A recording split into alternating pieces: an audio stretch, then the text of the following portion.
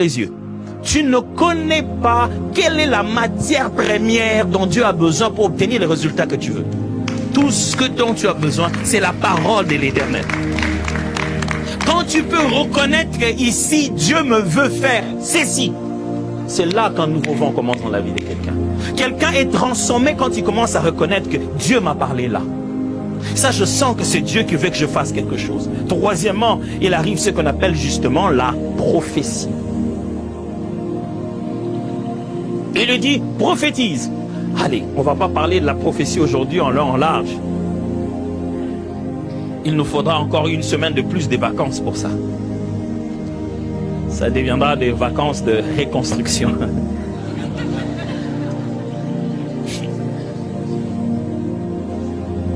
Mais ici, l'Éternel donne la parole au prophète. Il lui donne la parole, mais il lui donne de prophétiser. La parole que tu reçois de Dieu n'est pas une prophétie. C'est celle que tu vas dire au peuple qui est une prophétie.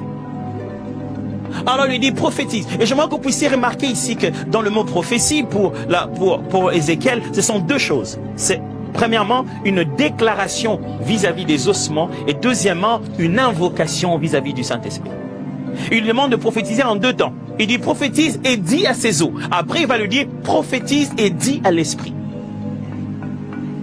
Lorsque Dieu se prépare à mener un vent nouveau, sachez qu'un vent prophétique va commencer à venir. Toujours. Même si vous n'avez pas compris vos songes, vous en aurez. Même si vous n'avez pas saisi tout ce que Dieu dit, quelqu'un vous dira, je sens que Dieu veut. Dieu amènera un climat prophétique autour de vous. Quand vous voyez ça, ça veut dire que un vent nouveau arrive. Avez-vous eu l'impression que quelqu'un qui parle à la télé vous parle à vous? Et juste au moment où il dit, je vous parle à vous, vous dites, c'est là que vous vous tournez vers la cuisine. Il dit, même si vous êtes dans la cuisine, il dit, oh. Mais c'est quoi cette affaire? Je ne sais pas ce que vous êtes en train de faire maintenant dans la cuisine. C'est là que vous prenez votre cuillère pour malaxer. Il dit, que vous êtes en train de cuire ou de malaxer. On dit, mais finalement, ce gars, qu'est-ce qu'il a avec moi? J'arrête un peu. Qu'est-ce qu'il veut me dire? Mais j'aimerais vous dire, mes frères, avant que l'esprit ne puisse complètement faire une œuvre de restauration en vous, il souffle d'abord un vent prophétique. Toujours. Il fait une sorte d'éveil sur le langage divin plutôt, mais vous donne aussi la possibilité d'apprendre à parler la parole de Dieu. Parce qu'ici il lui dit, parle aux ossements et parle à l'esprit. Je prie plus que jamais dans cette église et dans ta vie personnelle, tu as une grande soif du Saint-Esprit. Il dit, parle à l'esprit, Dieu dit, viens, et vient des quatre vents. J'aime ça. Il dit, souffle de partout. Frères et sœurs, le souffle nouveau que je vous annonce va souffler de partout. Ça va souffler dans votre santé, ça va souffler dans votre famille, ça va souffler dans vos finances, ça va souffler dans vos dons spirituels, ça va souffler dans l'assemblée, ça va souffler dans la procédure, ça va souffler des problèmes bancaires, ça viendra de partout.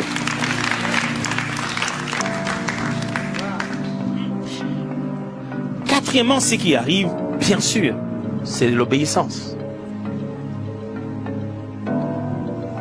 Mes amis, toute la folie de la foi est dans l'obéissance à Dieu. C'est pour cette raison qu'on appelle ceux-là, en particulier Abraham, notre père dans la foi. Hébreu le dit clairement, c'est par la foi qu'Abraham, voilà, il a accepté d'aller à un endroit où il ne le connaît pas. Abraham est reconnu comme père de la foi à cause de cette folie. Où on lui dit un bon matin, va tuer ton enfant, il est prêt à aller tuer son enfant. J'ai toujours voulu savoir comment, qu'est-ce qu'il a dit à Sarah avant de quitter avec l'enfant. Est-ce qu'il avait dit à sa femme, tiens chérie, je voulais te dire, dernièrement j'avais eu,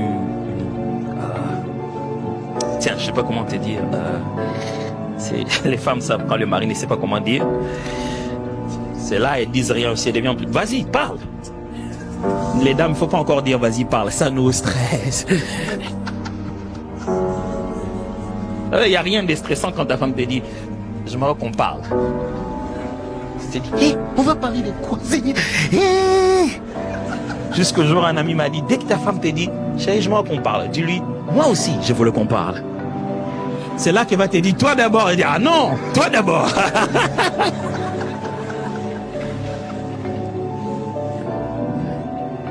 Mais Abraham a obéi. Quelle folie! Amener son enfant, prêt à aller le tuer. Mais quelle folie! L'obéissance, mes amis, c'est le seul moyen de vivre autre chose avec Dieu.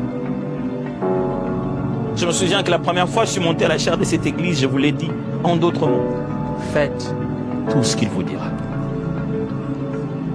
Rien n'échange avec les statu quo, rien n'échange quand on essaie de faire la même chose qui ne produit pas les effets attendus. Écoutez seulement ce que le Seigneur dit. C'est ce qu'on appelle marcher selon l'esprit. Quand un homme reçoit une révélation prophétique, sa volonté ne disparaît pas. Vous verrez ça dans la Bible. Quand Dieu parle à un prophète, la volonté du prophète ne disparaît pas. Le prophète résiste deux fois. Vous avez Jonas, vous avez Ananias, vous avez des gens qui discutent un peu avec Dieu. Dieu lui dit, fais ceci, il dit, mais Seigneur, moi, je ne pense pas que cet homme-là, il est en train de tuer des chrétiens, moi je vais. C'est pas automatique. Si Dieu veut que je le fasse, qu'il me le fasse faire. Ça ne fonctionne pas comme ça.